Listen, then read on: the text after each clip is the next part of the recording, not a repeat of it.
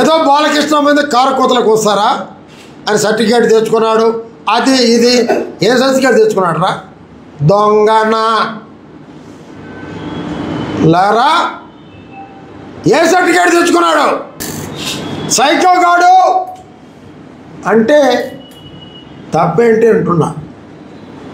బాలకృష్ణ గారు అనేది కాదు, ఈ ప్రపంచంలో ఉన్న తెలుగు వాళ్ళందరూ కూడా సైకో సైకో సైకో అనేది ఎవరిని?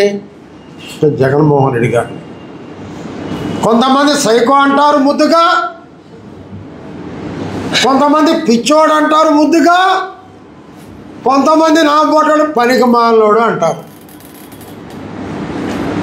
ఇది అందరనే పదం.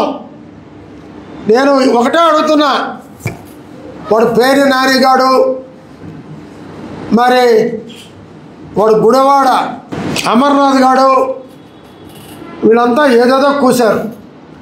వాళ్ళతోటి నెల్లూరులో కావు కావు అంటూ కాకాని కూసే ట్విట్టర్లో. నేను అడుగుతున్నా కాకాన్ని, 73 రోజులు జైల్లో ఉండవు. దేనికుండావు? దేనికుండావు నువ్వు? ప్రజలందరూ తెలుసు కాకాని. 63 రోజులు విహార టూర్లో ఉండవు. పోలీస్ కానిస్టేబుల్ చూసుకొని పోసుకొని బెడ్రూమ్లో దాక్కునే నీకు ఒక సింహం, నటసింహం, ఎన్టీఆర్ వారసుడు, దేవుడు బిడ్డ, దైవ సమానుణ్ణి ఎదిరించే దమ్ముందా అని అడుగుతున్నా. ఎదురుగ్గా నిలబడితే పోసుకుంటావని తెలియజేస్తున్నా. నువ్వా మా బాలకృష్ణ విమర్శించేది? నువ్వా? మీ అందరికి చెప్తున్నా, ఒక కాకాని కాదు, ఒక పేర్ని నాని కాదు, గుడివాడ అమర్నాథ్ కాదు, మీ అందరికి కలిపి జవాబు చెప్తున్నా. ఎవరి రాష్ట్రాల్లో అక్రమ మద్యం అమ్మింది? ఏదో బాలకృష్ణ మీద కారు కోతలకు వస్తారా అని సర్టిఫికేట్ తెచ్చుకున్నాడు.